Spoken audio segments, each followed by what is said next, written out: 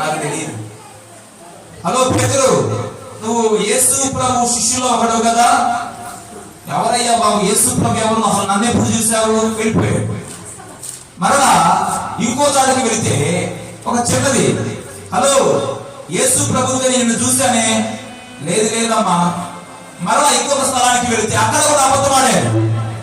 ఇతను అబద్ధం ఆడుతున్న సమయంలో నేను కోడి కూసింది అంటే ఇప్పుడు యేసు ప్రభు చెప్పాడు, పేతురు కోడి కూయక మునుపు నీవు నేను ఎరుగుదని నన్ను ఎరుగువని ముమ్మారు అబద్ధం ఆడతావు, ముమ్మారు అబద్ధం చెబుతావు. పేతురు పేతురు యేసు ప్రభుతో ఉన్నావు కదయ్యా నువ్వు. 3.5 సంవత్సరాలు యేసు ప్రభు జీవితాన్ని చూసావు కదా.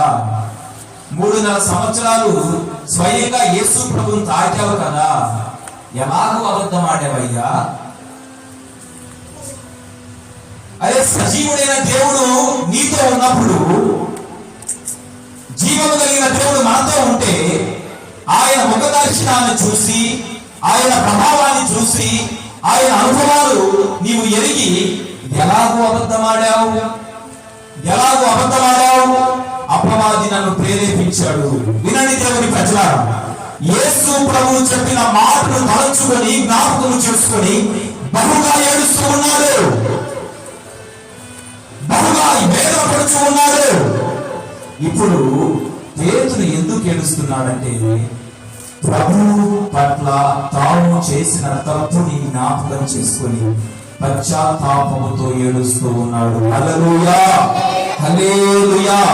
దేవుని బిడ్డలారా, ఈ రోజున దేవుని విషయంలో మనం ఏదైనా తప్పు చేస్తూ ఉన్నామా? ఈ రోజున దేవుని సంఘ విషయంలో, ఈ రోజున దేవుని ప్రజల విషయంలో, ఈ రోజున దేవుని పని విషయంలో, ఈ రోజున దేవుని సేవకుల విషయంలో ఏదైనా మనం తప్పు చేస్తూ ఉన్నామా?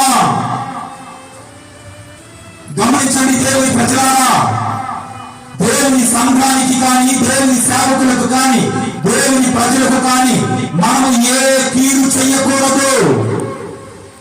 దేవుని సంఘం అంటే జీవము కలిగినటువంటి దేవుడు, ఆయన స్వరత్వమిచ్చి మన సంఘం. దేవుని సేవకుడు అంటే దేవునికి మానవునికి ఒక ప్రతినిధిగా ఉన్నటువంటి ఒక ప్రాముఖ్యమైన వ్యక్తి. దేవుని ప్రజలంటే ఆయన రక్తములో కొనబడి దేవుని సంఘములో ఉన్నటువంటి విలువ కలిగిన ప్రజలు. ఇలాంటి వారి జీవితంలో, ఇలాంటి వారి పైన ఎన్నడూ